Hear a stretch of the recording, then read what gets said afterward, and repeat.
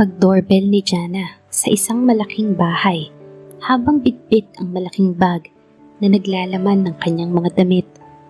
Hindi nagtagal ay may lumabas na katulong na hindi naman katandaan. Pinagbuksan siya ng gate nito. "Sino ka ba?" Masungit na tanong ng katulong kay Jana. "Ako po si Jana Rivera. Dito po ako pinadala ng employer ko. Ito po ba ang bahay ni Mr. Luis Aldama?" Nahihiyang sambit ni Jana sa katulong. Pinasadahan siya ng tingin ng katulong at kalaunan ay pinapasok din siya. "Oo, ito nga." Masungit na sagot ng katulong kay Jana. "Pasok!" At naunang pumasok ang katulong sa loob ng bahay. Isinara ni Jana ang gate at matapos yun ay sumunod na siya sa katulong. Parang hindi nakatanggap ng pagka-welcome si Jana sa katulong.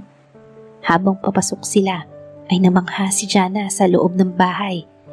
Ito ang unang pagkakataon na nakapunta siya ng Maynila at lalong ito ang kauna-unahan niyang pagpasok sa malaking bahay.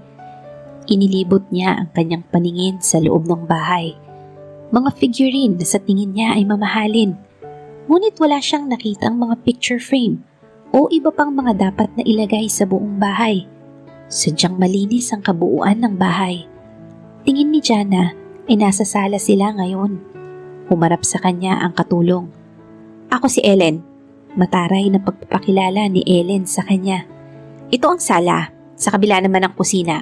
May pool din sa labas. Ito lang ang lilinisin mo. Sa paglalaba ay ako ang kukuha sa kwarto ni Sir Luis ng mga damit niya. Pero ikaw rin ang maglalaba. Huwag na huwag kang aakyat sa pangalawang palapag. Kundi ako lang. Naiintindihan mo?" Ngumiti ng bahagya si Jana. Opo." Biglang naisip ni Jana na ang tanging gagawin lang ng katulong ay ang magluto dahil ang sinabi lang ni Ellen ay maglilinis lang siya. "Sa pagluluto po?"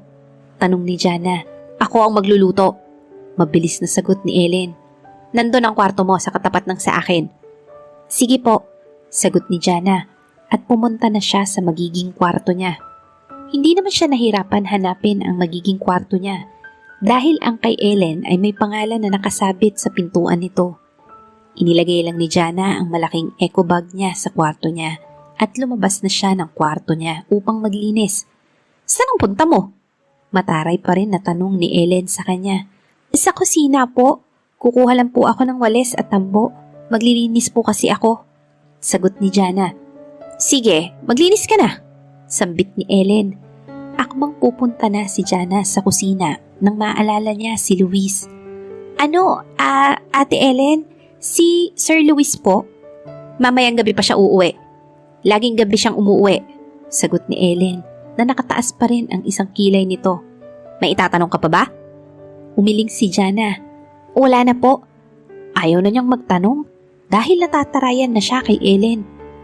Pumunta na si Jana sa kusina at kinuha ang walis at tambo at nagsimula na siyang maglinis ng buong bahay. Lumipas ang mahigit na 1 oras ay natapos na din ni Jana ang paglilinis. Bumalik siya ng kwarto niya upang magpahinga. Pagod at gutom ang kanyang nararamdaman matapos yun.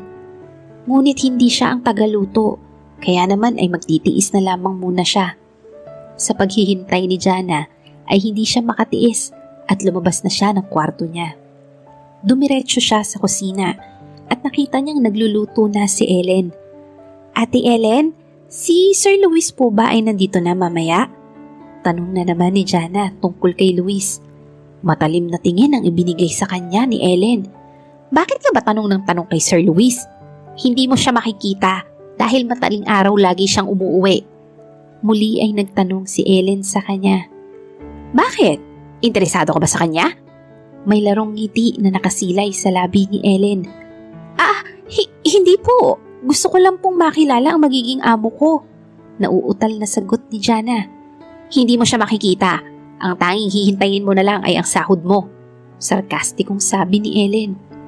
At nang matapos si Ellen ay isinabay na nito si Jana sa pagkain.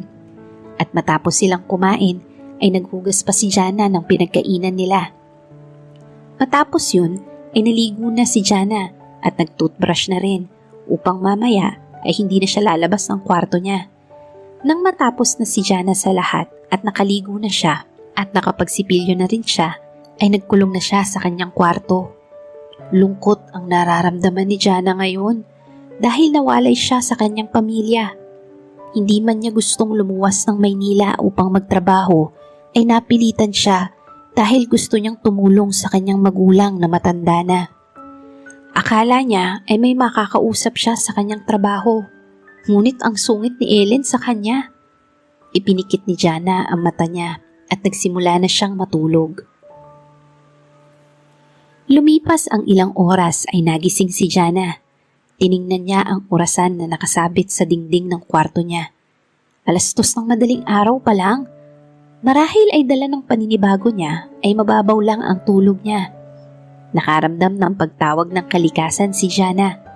Kaya naman ay bumangon siya sa kanyang kama at isinuot ang kanyang mumurahing tsinelas at lumabas siya ng kwarto. Malapit lang naman ang banyo ng katulong at katabi lang ng kwarto ni Jana ang banyo. Pumasok na si Jana sa loob ng banyo at nagsimula na siyang bumanyo. Wala pang 1 segundo ay natapos na din si Jana. Pagkalabas niya ng banyo ay naglakad na siya papunta sa kanyang kwarto. At nang akbang papasok na siya ay napahinto siya sa pagpihit ng doorknob nang may marinig siya sa kwarto ni Ellen na mahihinang salita. Dahan-dahan na naglakad si Jana papunta sa kwarto ni Ellen. Nang nasa tapat na siya ng pintuan ni Ellen ay inilapit niya ang kanyang ulo sa pintuan ni Ellen. Idinikit niya pa ang tenga sa pintuan ni Ellen upang marinig niya ang pag-uusap sa loob ng kwarto. Tama na! Tanging yun ang naririnig ni Jana kay Ellen. Shh! Di pa ako tapos. Nagulat si Jana nang marinig niya ang isang boses ng lalaki. Ang lakas ng kabog ng dibdib ni Jana. Ngunit hindi niya alam itong nararamdaman niya. Ngunit biglang naisip ni Jana na nagdala si Ellen ng lalaki sa pamamahay ni Luis. Ngayon ay palakad-lakad si Jana sa harap ng pintuan ni Ellen habang siya ay nag-iisip kung sasabihin niya ba ito kay Luis. Ngunit napahinto din siya sa paglalakad at bigla niyang naisip na wag na lang sabihin kay Luis dahil baka siya naman ang pagbuntunan ng galit ni Ellen. Kaya naman ay bumalik na lang si Jana sa kanyang kwarto at nahiga sa kanyang kama. Ngunit hindi siya makatulog at sobrang mulat na ang kanyang mata. Hindi niya akalain na ganito pala si Ellen. Naisipan ni Jana na kunin ang kanyang cellphone na di-keypad at nagpadala siya ng mensahe sa kanyang magulang na okay lang siya sa pinasukan niyang trabaho. Ang kailangan lang ni Jana ngayon ay pagtiyagaan ang pagtatrabaho kay Luis. At kung sakaling makaipon na siya, ay pwede na siyang umuwi sa kanila. Matapos replyan ni Jana ang magulang niya, ay inilagay niya sa ilalim ng unan niya ang cellphone niya. Kinuha naman ni Jana ang isang unan at niyakap ito. Wari ito ang magulang niya. Ma, Pa, miss ko na kayo. Napaiyak si Jana nang isipin niya ang kanyang magulang at sa kanyang pag-iyak ay nakatulog siya uli. Katok mula sa labas ng pinto ni Jana. Nagising si Jana sa pagkatok ng kanyang pintuan. Tarantang bumangon siya sa kanyang kama at sinuot ang tsinelas. Matapos yun ay madali siyang naglakad papunta sa kanyang pintuan at binuksan ito. Bumungad sa kanya ang mataray na mukha ni Ellen. Anong oras na? Wala ka pa bang balak na maglinis? Inis na sabi sa kanya ni Ellen habang nakakross ang mga braso nito. Sorry, Ate Ellen. Pagod lang ako kahapon. Dahilan ni Jana. Alam mo, hindi mo kailangan na humingi ng paumanhin dahil trabaho mo o maglinis. Masungit na sabi ni Ellen sa kanya. Bilisan mo at maglalaba ka pa. At umalis na si Ellen sa harapan ni Jana. Nalulungkot si Jana sa inasta ni Ellen sa kanya. Animoy isang amo na nag-uutos sa isa pa nitong kasambahay. Lumabas na si Jana ng kwarto niya. Naghilamos muna siya at pagkatapos ay pumunta na siya ng kusina at kinuha ang walis at tambo. Nagsimula na siyang maglinis. Sa paglilinis ni Jana ay ramdam niya ang sumasakit na tiyan niya, dala ng pagkagutom. Mas inuna niyang inisip na maglinis muna bago ang mag-almusal. At sa pagwawalis ni Jana ay ibinagsak sa kanyang harapan ni Ellen ang isang basket na may laman na puro damit ng lalaki. "Labhan mo yung damit ni Sir." At umalis na si Ellen sa harapan ni Jana. Hindi naman karamihan ang lalabhan ni Jana na damit ni Luis, kaya kampante naman siya.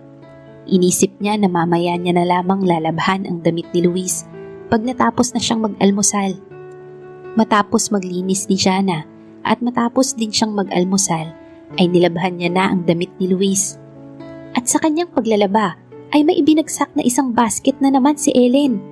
Kaya naman napatingin si Jana sa basket na ibinagsak ni Ellen. Ngayon naman ay puno ng damit naman ito. "Isama mo na rin yung sa akin." Sabay alis ni Ellen. Sa bawat pagbigay ni Ellen sa kanya ng mga gagawin ay lagi itong umaalis agad. Hindi man lang siya hayaan na pagsalitain ni Ellen. Akala ni Jana ay kaunti lang ang kanyang lalabhan. Ngunit idinagdag pa ni Ellen ang gagawin niya. Hindi naman na nagreklamo si Jana dahil ang pagkain niya ay nakaasa kay Ellen dahil ito nga ang nagluluto. Pero si Jana pa rin ang maraming ginagawa kaysa kay Ellen. At hiniling ni Jana na sana ay mataas man lang ang sahod na makuha niya upang makapagpadala siya sa kanyang magulang agad. Lumipas ang mahigit 1 oras ay natapos na si Jana sa paglalaba. Sobrang napagod siya at masakit na ang kanyang kamay sa paglalaba. Dala na rin ng pagkakaupo niya ay sumakit din ang kanyang likod. Unti-unti niyang iniunat ang kanyang katawan, ngunit sobrang sakit. Pinilit ni Jana na tumayo at kinuha ang mga napiga niyang mga damit. Ngayon ay isasampay niya na ang mga damit. Kumuha siya ng isang damit upang isampay na ito. Ngunit bigla na lang umikot ang paningin niya at hindi niya namalayan na bumagsak na siya sa sahig. Samantala, nasa kalagitnaan ng daan si Luis nang isa-isa niyang isipin kung may nakalimutan ba siyang dalhin papasok sa kanyang trabaho. "My charger! My phone! Oh shoot!"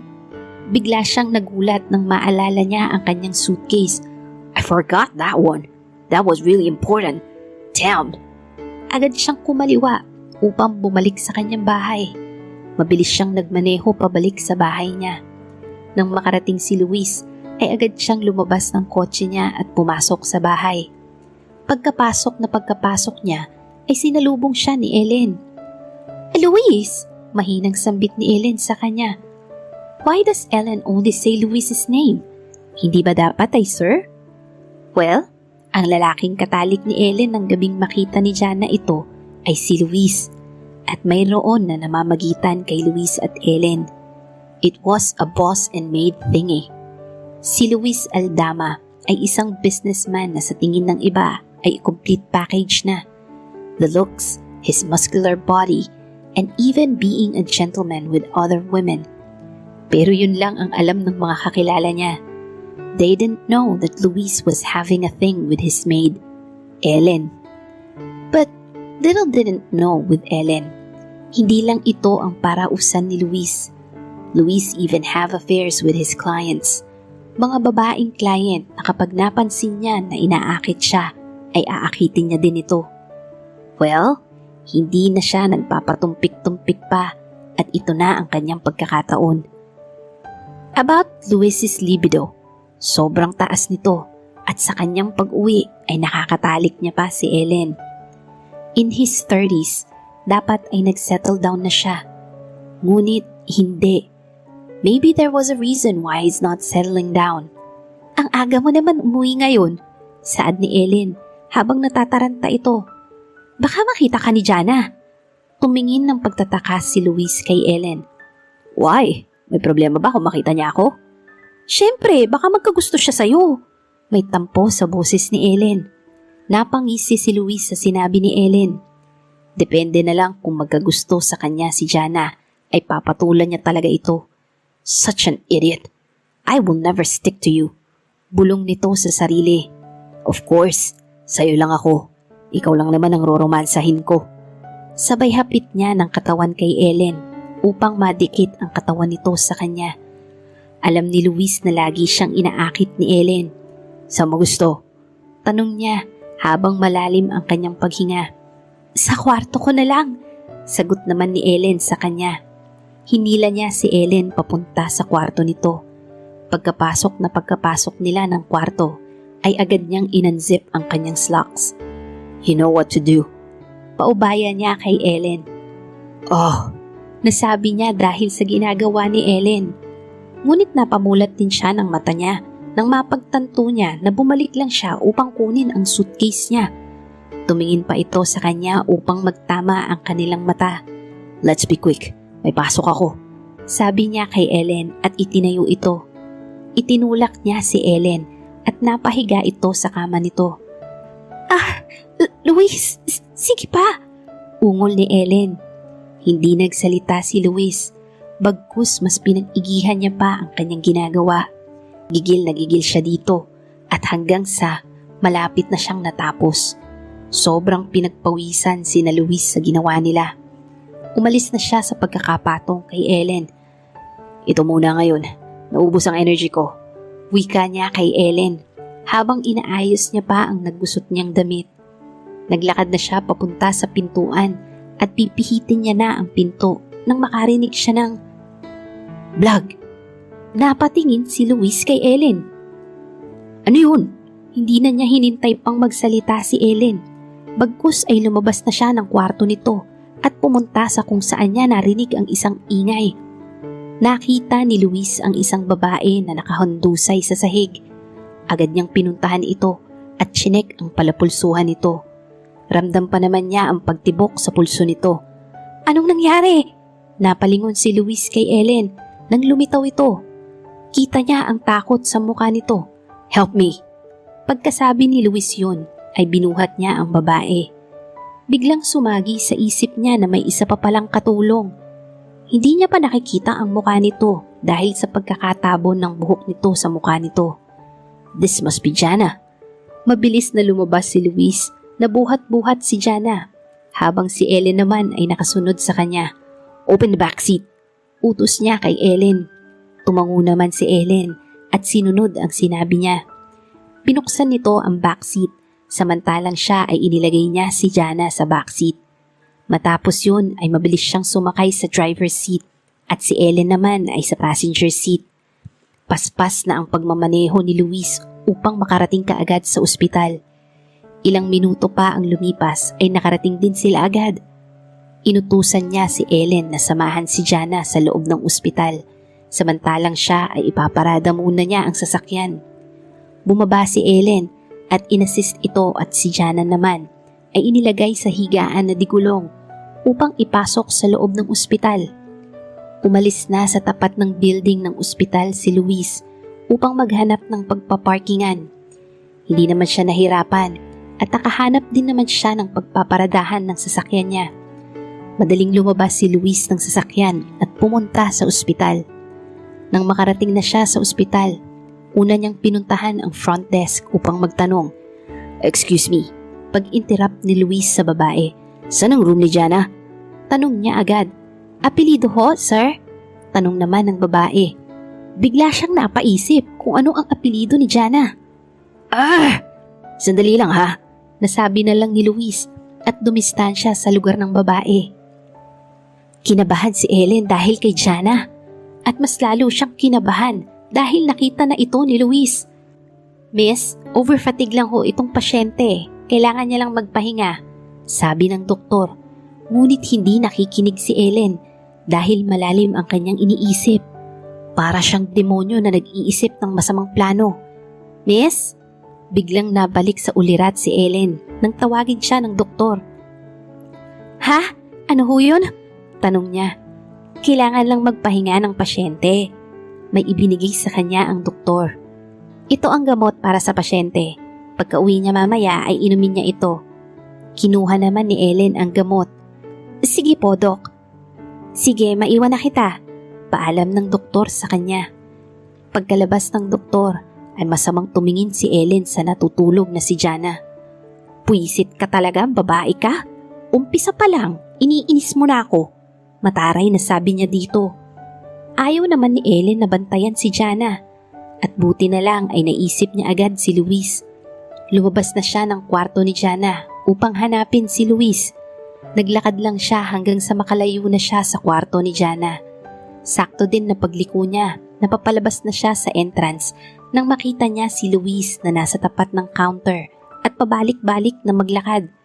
"Luis?" Sambit niya sa ngalan ni Luis. Lumingon si Luis sa kanya. Lumapit ito sa kanya. "Anong sabi ng doktor?" "Sabi ng doktor, overfatigue lang daw. Pero may binigay naman sa akin na gamot para iinumin niya mamaya." Paliwanag niya kay Luis. "Buti naman." Ani Luis. "Anong room ba siya?" Walang choice si Ellen at pinuntahan nila ang room ni Jana. Nang makarating sila ay nakita niya na pinagmasdan ni Luis si Jana. "Ilang taon na siya?" Agad na tanong ni Luis habang nakatingin ito sa natutulog na si Jana. 25. Tipid na sagot ni Ellen. Alam na ni Ellen na kapag nagtanong si Luis ng ganito. Nung una pa lang din na pagpasok niya bilang katulong kay Luis ay ganito din ang tanong sa kanya. Hindi sila nagkakalayo ng edad ni Luis noon. Namangha siya at nagkagusto agad kay Luis. Sa murang edad ni Luis noon ay maaga na itong namulat sa mga business. At dahil independent itong tao ay bumili na ito ng sariling bahay. At dito nga ay nagagawa nito ang mga kababalaghan. At sa pamamalagi ni Ellen sa bahay ni Luis ay nagkaroon sila ng lihim na relasyon. Kaya naman ay hindi na kumuha si Luis ng isa pang katulong. Pero nakaisip si Ellen ng paraan upang magkaroon sila ng time ni Luis. At ito nga ang naisipan nila ni Luis na kumuha ng isa pang katulong. Ngunit sa hindi inaasahan, nang makita niya si Jana, ay nakita niya ang sarili niya dito noon. Isang inosenteng dalaga. Ngunit kapag ito ay nagkaroon ng karanasan, ay baka matulad ito sa kanya. At ang pinaka-iniisip ni Ellen ay aagawin sa kanya ni Jana si Luis. Unang kita pa lang ni Luis sa natutulog na si Jana, ay nagulat siya na mas bata ito sa kanya ng 5 taon. "Bueno, alis na ako at late na ako. Ikaw na ang bahala sa kanya." Wika niya kay Ellen. "Anong oras ka uuwi mamaya?" Tanong ni Ellen. "I don't know. Huwag mo na akong hintayin." Simpleng sagot niya. Naglakad na si Luis palabas ng kwarto ng ospital at pinuntahan ang sasakyan niyang nakaparada. Nang makasakay na si Luis sa sasakyan niya, ay pinaandar niya na ang sasakyan niya. Habang nasa daan si Luis, ay biglang sumagi sa isip niya ang suitcase niya. Pero malayo na siya sa kanyang bahay. Kaya naman ay dumiretso na siya sa kanyang opisina. Isang oras ang lumipas ay nakarating na siya sa kanyang opisina. At dahil siya ang may-ari ng kumpanya, ay kahit mas mataas pa rin ang kanyang posisyon, ay kailangan niya pa rin na on time siya kung pumasok. "Good morning, sir." "Good morning, Mr. Aldama." Mga empleyado na bumabati kay Luis habang naglalakad siya papunta sa kanyang opisina. At nang malapit na si Luis sa kanyang opisina, ay biglang sumulpot ang kanyang sekretarya.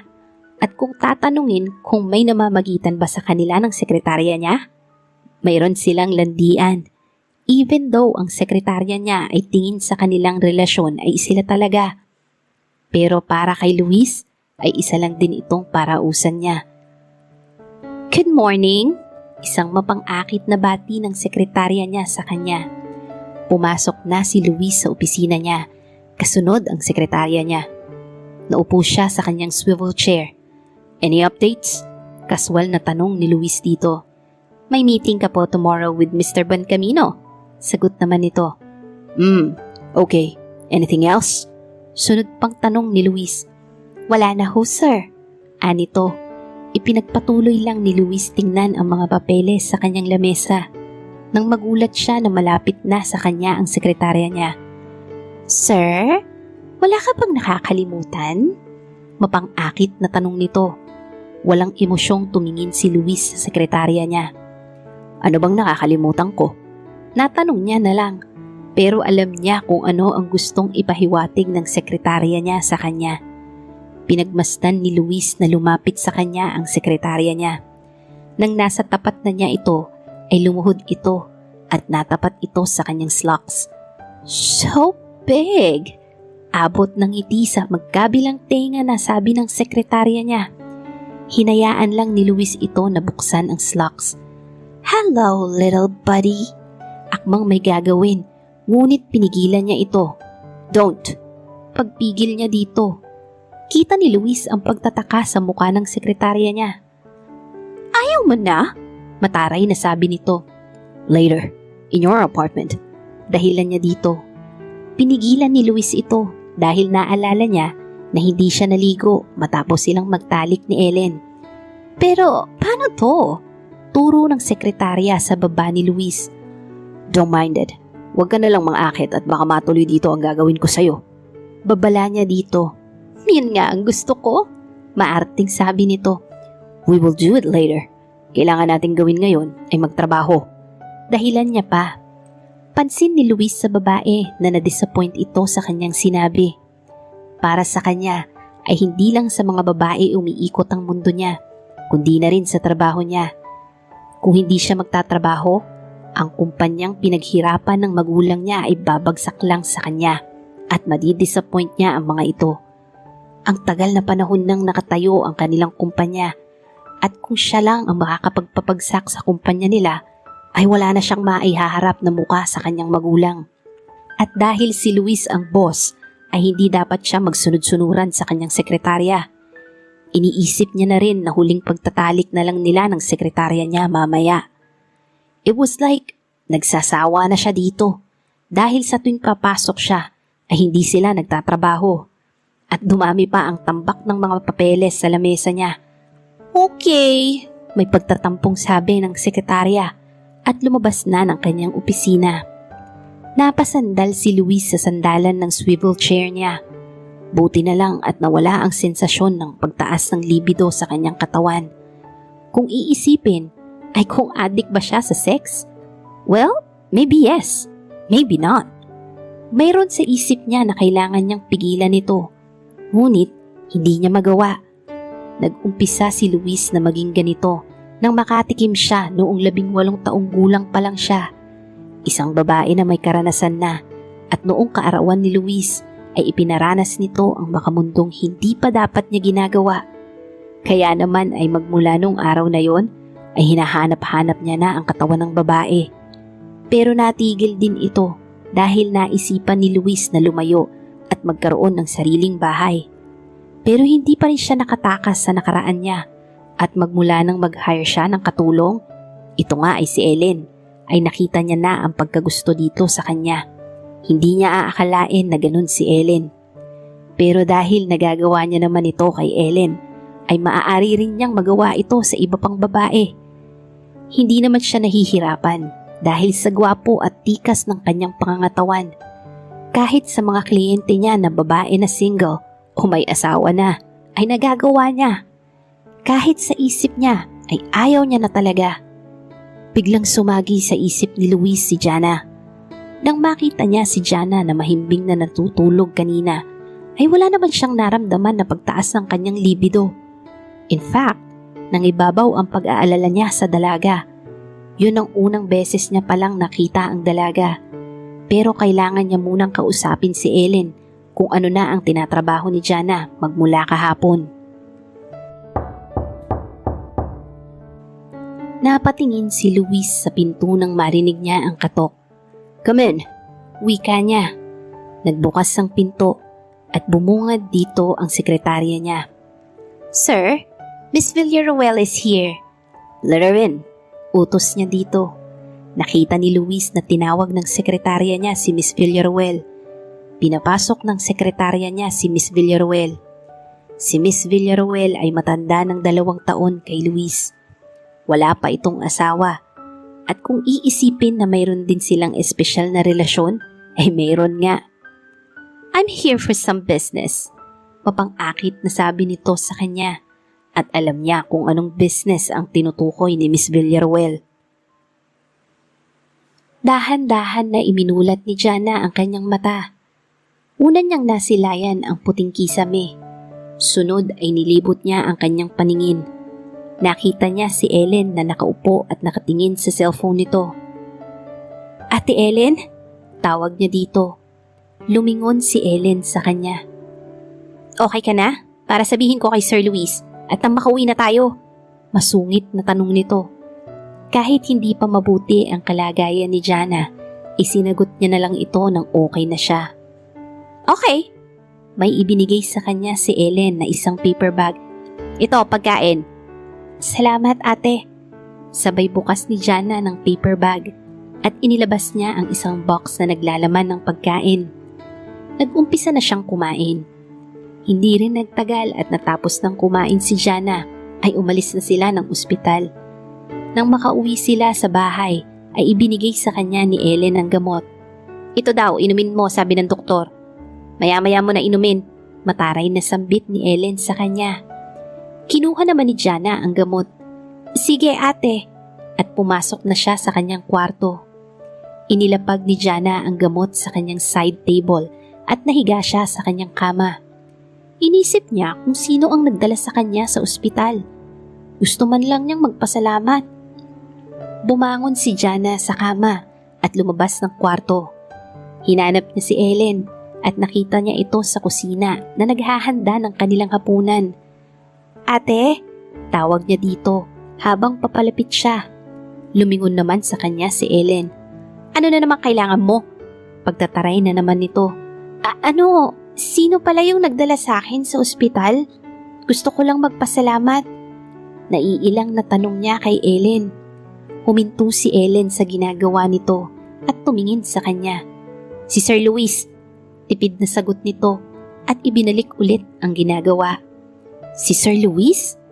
Gusto ni Jana na magpasalamat kay Luis, ngunit hindi niya pa rin ito nakikita. Ganun ba? Magpapasalamat na lang ako sa kanya pag nakauwi na siya. Wika niya kay Ellen. Hindi pwede! Pagtataas ng boses ni Ellen. Nagulat si Jana sa sinabi nito. Nagtaka siya kung bakit. Ha? Gulat ni Jana. Ako magsasabi. Nauutal na sabi ni Ellen sa kanya. Hindi na kailangan. Kahit anong gusto mong sabihin sa kanya ay sa akin mo na lang idaan at ako nang magpaparating sa kanya. Ha? Sige, ate. Sang-ayon na lang ni Jana. Hindi na nasundan ang pag-uusap nila. Kaya naman ay naghanda na lang si Jana ng plato at kutsara at tinidor dahil malapit nang matapos ang niluluto ni Ellen. At nang nakahanda na sa hapagkainan ang mga ulam at kanin, ay namangha si Jana sa niluto ni Ellen. Wow, ate! Kare-kare! Ngayon lang ulit ako makakatikim nito. Manghang sabi ni Jana at nagsandok siya ng kare-kare. Napataas ang isang kilay ni Ellen. Seryoso? Hindi ba't nasa probinsya ka? Dapat lagi kang kumakain ng ganito. Hindi naman madali sa probinsya, ate. Palay, baboy, kambing at manok ang mga hanap buhay sa amin. Bihira lang kaming maggulay. Nag-isip pa si Jana. Wari inaalala ang nakaraan. Naalala ko, first time ko makakain ito nang pumunta kami sa bayan. Malayo kasi ang bayan sa amin. Kaya nang makapunta kami sa bayan ay talagang una kong in-order ito sa isang restaurant. Napaka-ignorante. Bulong ni Ellen. Ate, salamat pala sa pagbantay sa akin. Pasasalamat ni Jana dito. Dahil tingin niya ay may puso naman si Ellen at binantayan siya nito. Wala nang ibang magbabantay sa'yo kaya ano pang choice ko? Sabay irap ni Ellen. Samantala,